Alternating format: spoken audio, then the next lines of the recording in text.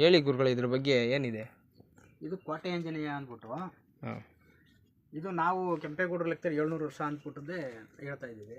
ಇದು ಬಂದು ಸಾವಿರಾರು ವರ್ಷಕ್ಕೆ ಹಿಂದಲ್ದು ವಿಗ್ರಹ. ಮತ್ತು ಇದು ನೀವೇನೇ ಸಂಕಲ್ಪ ಮಾಡಿಕೊಂಡ್ರೆ ಒಳ್ಳೆಯದಾದಾಗ ಬಂದು ಪೂಜೆ ಮಾಡಿಸ್ಬೇಕು. ಮತ್ತು ಉತ್ತರಾಭಿಮುಖ ಇರೋದು ದೇವರು ಇದು. ಇದು ಉತ್ತರಾಭಿಮುಖವಾಗಿದೆ. ಉತ್ತರಾಭಿಮುಖವಾಗಿದೆ. ಏನೇ ಕೆಲಸಗಳು ಇದು ಮಾಡಿಕೊಂಡ್ರೆ ಒಳ್ಳೆ ಕೆಲಸಗಳಾಗ್ತದೆ. ಇದು ಕೆಂಪೇಗೌಡರ ಕಾಲದಲ್ಲಿ ಸೈನ್ಯಕ್ಕೆ ತರಬೇತಿ. ಕೆಂಪೇಗೌಡರು ಇದರ ಶಕ್ತಿಯಿಂದ ಕೋಟೆ ಸೈನಿಕರೆಲ್ಲ ಕಾಯ್ಕೊಂಡಿದ್ರಲ್ಲ, ದುಡ್ಡು ನಾಣ್ಯ ಎಲ್ಲ ಮಾಡ್ತಾರೆ. ದನಕಂಬಿ ಅಂತ ಇದೆ, ಅಲ್ಲಿ ದುಡ್ಡು ನಾಣ್ಯ ಎಲ್ಲ ಇಟ್ಕೋತಾ ಇದ್ದದ್ದು ಕೆಂಪೇಗೌಡರು. ಅದರ ಶಕ್ತಿಗೋಸ್ಕರ ಈ ದೇವ್ರನ್ನ ಪೂಜೆ ಮಾಡಿ ಸೈನ್ಯಕ್ಕೆಲ್ಲ ಅದರ ಕಾವಲು ನೋಡ್ಕೋತಾ ಇದ್ದಿದ್ದು, ಕಾಪಾಡ್ತಾ ಇದ್ದದ್ದು ದೇವರಿದು. ಅದರಿಂದ ಕೆಂಪೇಗೌಡರ ಲೆಕ್ಕದಲ್ಲಿ ನಾವು 700 ವರ್ಷ ಅಂತ ಅಷ್ಟೇ ಹಾಕಿದ್ದೀವಿ. 700 ವರ್ಷ. ಇದು ಬಂದು ಸಾವಿರಾರು ವರ್ಷಕ್ಕಿಂತ ವಿಗ್ರಹ ಇದು. ಹಳೇದು.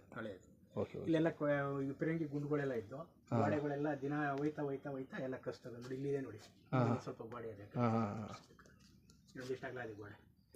ಸುಮಾರು ಮನೆಗಳು, ಇನ್ನೂ 2-3 ಮನೆ ಇವೆ. ಈ ಥರ ಇದೆ ಬೆಟ್ಟತಿರಲ್ಲ. ಸುಮಾರು ಗವಿಗಳಿವೆ. ಇನ್ನೂ ದೇವ್ರುಗಳು ಸುಮಾರು ಇವೆ, ಶಕ್ತಿ ಇರುವಂಥವು ದೇವ್ರುಗಳಿವೆ.